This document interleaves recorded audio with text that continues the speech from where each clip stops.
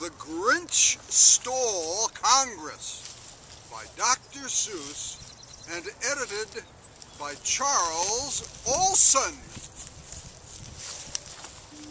Every Who down in Whoville liked Congress a lot, but the Grinch who lived just north of Whoville did not.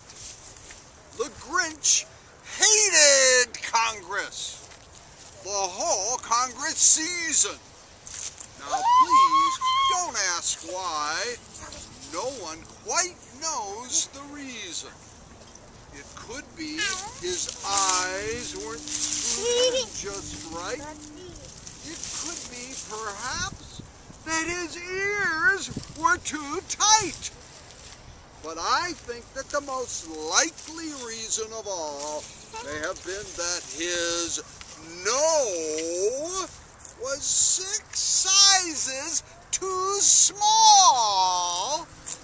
But whatever the reason, his nose or his shoes, he stood there on election day hating the Who's, staring down from his cave with a sour, grinchy frown at the homes and the homeless below in their town. And the more the Grinch thought of the big Congress king, the more the Grinch thought, I must stop this whole thing. Why, for 53 years I've put up with it now. I must stop this Congress from coming. But how? Then he got an idea, an awful idea. The Grinch got a wonderful, awful idea.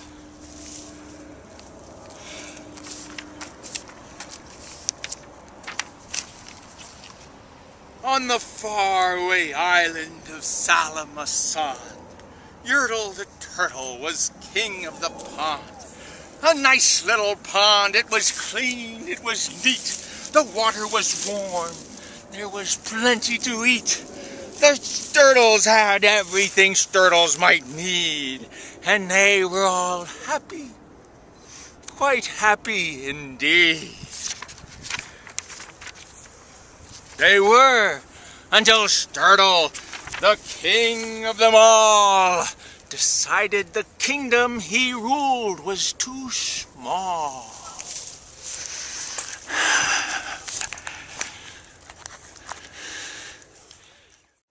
I'm ruler, said Yertle, Of all that I see, but I don't see enough. That's the trouble with me.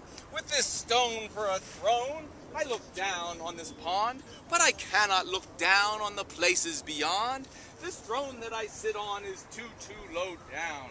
It ought to be higher, he said with a frown. If I could sit high, how much greater I'd be. What a king! I'd be ruler of all that I see. So Yertle, the Turtle King, lifted his hand, and Yertle, the Turtle King, gave a command. He ordered 9 turtles to swim to his stone, and using these turtles, he built a new throne. He made each turtle stand on another one's back, and he piled them all up in a 9-turtle stack. And then Yertle climbed up. He sat down on the pile. What a wonderful view! He could see most a mile.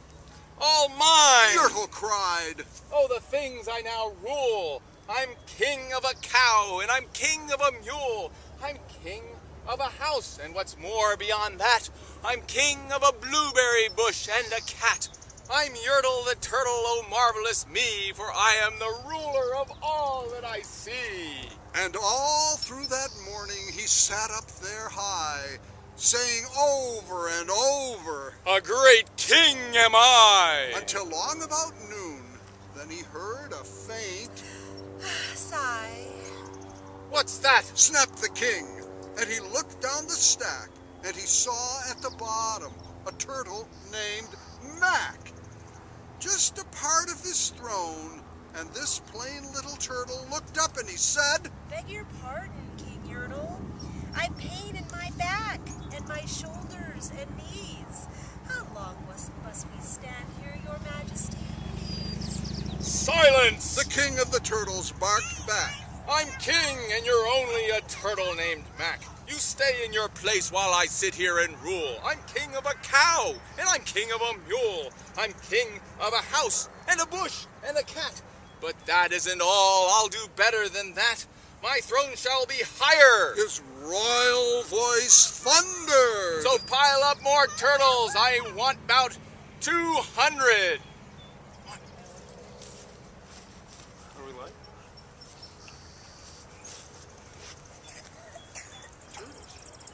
Turtles, more turtles. He bellowed and brayed, and the turtles way down in the pond were afraid.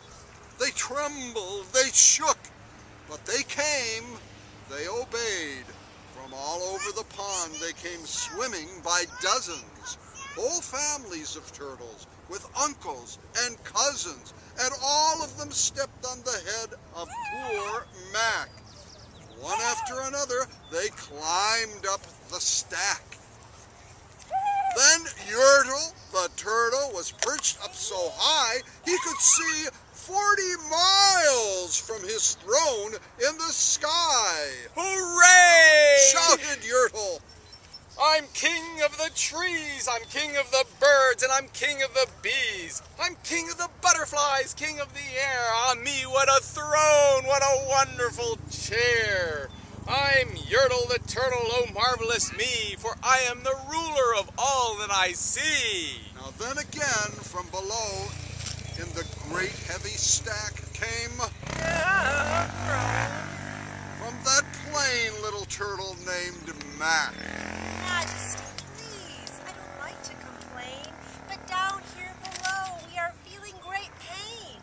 I know up on top you are seeing great sights, but down at the bottom we too should have rights. We turtles can't stand it. Our shells will all crack. Besides, we need food. We are starving. Groaned Mac. You hush up your mouth. Howled the mighty King Yertle. You've no right to talk to the world's highest turtle. I rule from the clouds, over land, over sea. There's nothing, no nothing, that's higher than me. But while he was shouting, he saw with surprise that the moon of the evening was starting to rise up over his head and in the darkening skies. What's that? Snorted Yertle. Say, what is that thing that dares to be higher than Yertle the king? I shall not allow it. I'll go higher still. I'll build my throne higher. I can and I will. I'll call some more turtles. I'll stack them to heaven. I need about 5,607. But as Yertle, the Turtle King, lifted his hand and started to order and give the command, that plain little turtle below in the stack, that plain little turtle whose name was just Mac, decided she'd taken enough, and she had. And that plain little lass got a little bit mad, and that plain little Mac did a plain little thing. She... California hereby ratifies this revised Constitution of our United States. I burp. California hereby ratifies this revised Constitution of our United States.